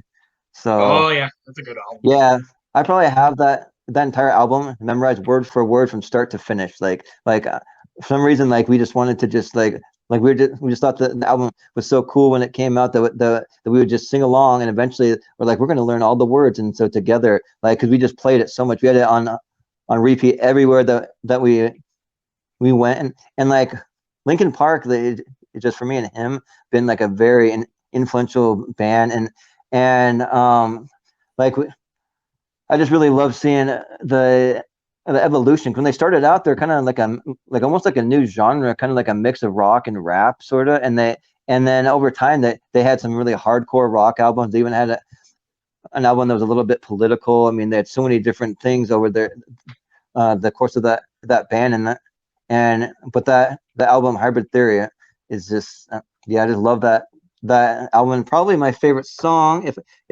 I had to pick one, would probably be the song Place for My Head. Sorry, I had a couple of songs there that I wanted to just narrow it down to just one, but A Place for My Head, if you ever heard it, at the very end they start going, "Shut up when I'm talking to you, shut up," and they're screaming that, and like that's something just me and my friend would always do to each other. "Shut up when I'm talking to you." We'd be like screaming at each other and just cranking up the music and stuff, and just one of those the real good headbanging songs. That's kind of like we're like not every single song on that is a real headbanger. They have some kind of like more that kind of lean towards rap, but that song definitely is a definite headbanger for sure. Nice. Yeah. Linkin Park, I remember they were big back when I was in high school. And the only song I still listen to is Numb. Oh yeah. That's a classic. And of course you have the passing away of Chester Bennington, so that he was their lead singer, and he passed away about 2 years ago or so. And I remember that day. More than that. Yeah, maybe it was like 3 or 4, but I remember when it happened though. I had all their music, made this giant playlist of all their music, and I had it Oh, you're on. right. It wasn't that long ago. I thought it was a lot longer than 3 years. No, like I remember because I remember I was working at a warehouse where they would allow us to have headphones on, and so I just threw on my Linkin Park playlist, and for the whole entire 8 hour shift, it was nothing but Linkin Park for that whole day. Because that when Chester Bennington passed away, he passed away from a suicide, Yeah. and when he passed away, like that really hit me hard, and so I remember calling up my my my best friend, and we would just reminisce about the band, but then also just like high school and just all the different things that we did back when we used to listen to them together, and yeah, like it was a rough one, but also if you listen to a lot of their music too, like a lot of their music is very powerful. There's a lot of things that just shows that like he was really going through a lot. If you listen to like their last couple of albums, it's pretty dark stuff, and he's just talking about fading into darkness and like wishing he wasn't there, or like all these different things that are kind of disturbing a little bit, but I mean the music overall, Foreshadowing. yeah, like it was foreshadowing that, but I mean the music overall is a really cool sound. It's just kind of interesting. So Mm-hmm. Any thoughts on Linkin Park, Ben? I remember them from school. I never really listened to them, but they were cool. Yeah. How about Yeah, you? they were big in like the early mid 2000s. I remember that. Right, yeah. And their collaboration with Jay-Z, I really like that mix album. Collision Course. oh yeah, uh-huh, yeah, Yeah. that was awesome because Dumb and Encore. yeah, because Jay-Z's probably in my top 5 favorite rappers of all time. So Oh, yeah. that was a cool collaboration. And I always regret it. I don't know why. I had one chance to go see Linkin Park with my best friend. He went to go see him, and he said that it was Linkin Park, and then this rapper uh, named Exhibit. He's the guy who was the host of that old show Pimp Yeah. My Ride on Yeah, I know. MTV. X to the Z Exhibit or whatever, but like Yeah. he said that like Exhibit was terrible. He didn't really play much of his own song, but he said Linkin Park was amazing. So that was his little review of the concert. Nice. All right. So my number one Number is one, here we my go. favorite band of all time.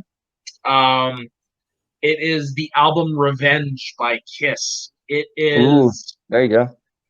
It is their, in my opinion, their unfortunately this resurgence didn't last long, but it was them saying we're back, because prior to that, for a good 8 years, Gene Simmons was never really committed to the band. Yeah, he played on the albums, he'd write the occasional shitty song, but he was mostly focused on Hollywood. And then after Hot in the Shade, which was the album prior, he started recommitting himself to the band, and the stuff that came out of this album was amazing. You've got Unholy, which is his proclamation, I'm back. It's definitely in the this is during the non-makeup years, but this is a song definitely that would fit with the demon character. You've got a song that I'm surprised is not the number one stripper song, Take It Off. You've got an underrated love ballad in Every Time I Look at You. You've got I Just Wanna. You've got Thou Shalt Not. But the best song on that album is from the soundtrack to Bill and Ted's Bogus Journey. God Gave Rock and Roll to You too. Yes. Yep. That That is song's an awesome. amazing song. And it's also the last time Eric Carr, their drummer from the 80s, did anything with Kiss, because unfortunately, he passed away of a rare form of heart cancer on the same day that Freddie Mercury passed away. Oh, really? No Yeah, way. so when they filmed the music, Wow. so he No didn't idea. actually appear on the album, unfortunately, but he did do some backing vocals for God Gave Rock and Roll to You, and he appeared in the music video. Unfortunately, wearing a wig, because by that point it was terminal and there's nothing they could do.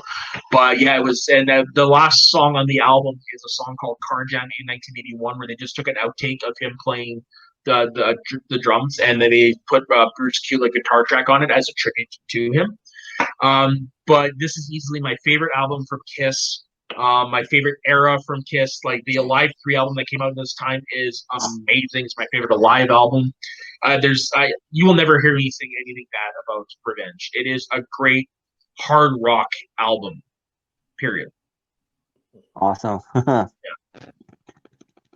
Yeah, one of my favorite videos that I've seen from Kiss was the one that came out, I think it was a year or two ago, where they had like some of the pyrotechnics like went haywire and went onto Paul's hair and it lit it on fire. Then you see like someone behind him and like kind of dive at him with the towel quickly, but then he just keeps going. He doesn't miss a Well, beat. that's He a just wig, eh? keeps That's going. a wig.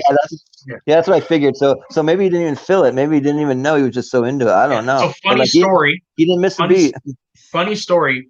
In the 1970s, the very first time Gene Simmons did the breathing fire trick, he lit his own hair on fire because Oh, really? it was supposed to be a big show for them, and he put a lot of hairspray in his hair.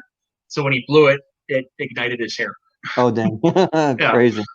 yeah. No, I've seen twice. The only thing I don't like about them is that they, for some reason, whenever they're doing their concerts, they focus more on the 70s stuff, which don't get me wrong, a lot of it's great, but there is a lot of great music to come out from the non-makeup years. They don't play it enough, especially from Revenge. Yeah. Especially from Revenge. I got to see him once in concert about 2 or 3 years ago, and they were awesome. They definitely rocked the house, and they like put on probably one of the best like overall shows that I've seen. Mm-hmm. I mean, they were on wires. Like at one point where you had Paul just like floating over the crowd, playing to play Love Gun guitar. Yeah, and then he went from one stage in the front, and then went on this little like this little like I don't know, almost like a tightrope thing that he stood on, and it just moved him all the way back to the back of the stage. And then he's on his own little spinning stage that spun around and stuff, which is cool because we were sitting right next to that stage. So all of a sudden we're front row. So that was cool. Yeah, both times I've seen them, I was 10th and 13th row. I saw them on their Live 35 tour, and I saw them on the Monster tour, which they had this giant ass mechanical spider. And that's how they started the show. They came down on the spider with all the tentacles moving, with like all the smoke, and they opened with Psycho Circus. Oh, it was awesome. I regret not seeing them when they came up to Prince George the last time, because that was essentially they're no longer touring, and that would have been the last time I would have seen them. But yeah, no, they're my favorite band. They've had been for a long time. This is the first album. This is the album that made them my favorite band, because probably I had bought Love Gun and Dynasty prior to this, but when I bought this on the cassette tape at a garage sale, I was hooked. Awesome. Yeah. One of the things I didn't realize is like the following that they have is like massive. So like I don't know what you call them, if they call them Kiss heads or like whatever, but like they're like people who like dress up as Kiss and follow the them. Kiss Army. The Kiss Army. Yeah, the Kiss Army, they'll follow him to every single show. There's one guy, I've probably seen him about 45 times or something. I'm like, are you kidding me? He's like, no joke. And then he brought out all the ticket stubs from all the concerts, was showing them to people. He had the full entire outfit on and the makeup and everything. It's like, man, like some of these fans are really dedicated. They're really committed, yeah. The Kiss Army, yeah. Okay, your number one band. My number one is as a soundtrack, Back to the Future. I know. Wow. I'm busy. I'm sorry. Oh, dude, you're favorites for a reason. You should never apologize. That is a great soundtrack. Yeah. Everything I love and try to be good, and me pumped up every time I listen to it. Makes me want to watch the movie. Yeah. And yeah, Power of Love and Back in Time. Those songs are awesome in my opinion. Oh, for sure. Yeah, for a long time, Power of Love is my favorite song. Yep. Definitely classics. Absolutely. I have a personal memory with that version of Johnny Be Good. About 4 years ago, my dad, and my uncle, we went to get back to visit family, and this is only the second time I'd been there. And it was me, my dad, my uncle's son Stefan, and his son Nick, and we were all sitting around the table. And Nick brought out a guitar, and he started jamming Johnny Be Good, and I started singing. And while the parents were sitting around watching us, and it was a pretty cool moment that you don't get a lot in your lifetime, but I'll always remember just the family, the men in the family sitting around the table and just playing. It was really cool. And he started playing the awesome. The original version, but I said no, play the faster, better version. Right. Yep. Yeah, it was pretty cool. Yeah. Yeah, what does he say on stage after he plays it? Like, your kids are gonna love this someday, or something like that. they're all in shock. Yeah. I will agree the bit where Marvin Berry calls Chuck is a little, not cool, but the scene itself is pretty good. Yeah. In a movie. Yeah. Take it for what it is, because it's a movie that came out many, many years ago. But, Right. yeah. All right, and you're numero uno, Jordan. Take it away. Right. My number one is a band I've seen, I want to say probably over 10 times. I think I've seen them 11 times in concert. It's a lot.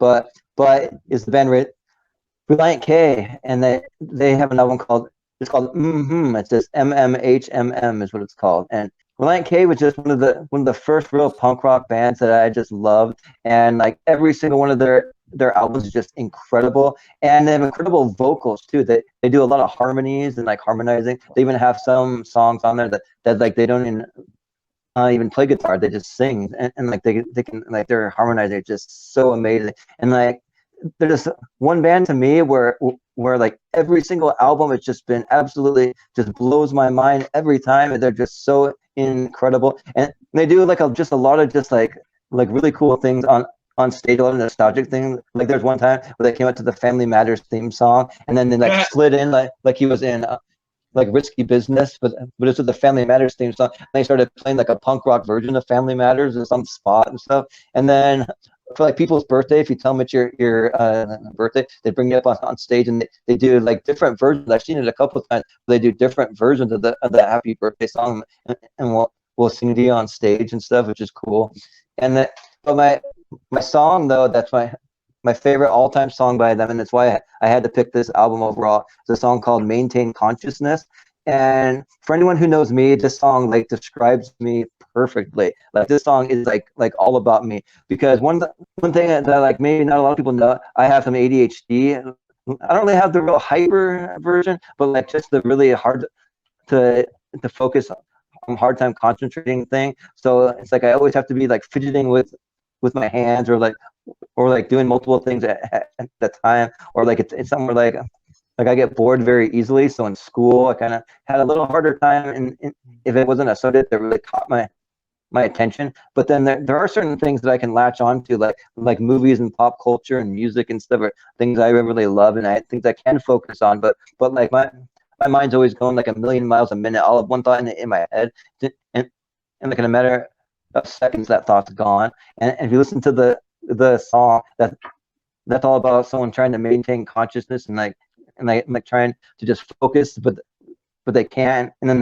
they try and take medication, and like the medication like does nothing for them. That's exactly how it's been in my life. I've tried Ritalin, I've tried all kinds of medication, and like it really just hasn't really had a positive or a negative effect. It really doesn't do anything for me. So I just don't take any kind of medications for it. But that song also has one of the like coolest and just like awesome guitar solos in the middle, where like he just like rocks out, and there's a big build up to it, and he just going crazy for about a minute straight, like just totally rocks out. And so yeah, definitely Relient K. The album's called and the song's called Maintain Consciousness. And they may be to some people a bit of a lesser known band. They actually are a Christian band, so they have some songs where they sing about Jesus a little bit. That. Yeah, so so and they have had a few mainstream songs that have showed up on the radio. So, but yeah, they're Christians. So like I've actually seen them a couple of times on some Christian rock tours, where they have a bunch of Christian rock bands kind of play together for a big festival, and they were there. Cool. So yeah, I had no idea that they were Christian rock. That's kind of cool. And surprisingly, there's some good Christian rock songs, like "Hero" by Skillet's probably my favorite Christian rock song. Oh yeah, Skillet's awesome. Skillet's one of my go-tos. Actually, have seen them in the same concert as Relient K. Actually, oh nice. Relient K actually opened for them. So yeah. Oh cool. Well, so, on that note, then that pretty much brings an end to our favorite segment. Yeah. Did you want to make an announcement about next week? Yeah. So the first 3 episodes, because some of us are new to this, we decided we were going to pre-tape them. However, next Sunday, the time is not determined yet, but next Sunday we're actually going to be doing our very first live show. Yeah, we're hopefully going to have a special guest on that. We'll see how all that stuff plays out. But yeah, we're going to be going live for the very first time next Sunday evening, which is usually when we do record the pre-tapes. But yeah, that's what we want to do is we want to actually do this as a live show. So we will be sending out the tweets. We will be sending out the Facebook posts. So definitely keep an eye out for that, for the link for when we go live. Yeah, definitely. Yeah, and I think we're kind of shooting for between about 6 p.m. 7 p.m. Pacific time, but just watch for the links. We'll definitely post about that and let you know exactly when. Yeah, it's gonna be a fun time. I'm excited. I actually just did my very first live episode ever yesterday, and it went pretty good. So I've got a good feeling about this. Awesome. Sorry, go ahead, Ben. And for all of you, now that we're doing this live, maybe you want to do a top 5 list and share it with us. We're going to be looking for a comment, so why not? Yeah, definitely. Yep. We'll add that in the ads for the first live show. Send us your top 5 lists and what have you. And yeah.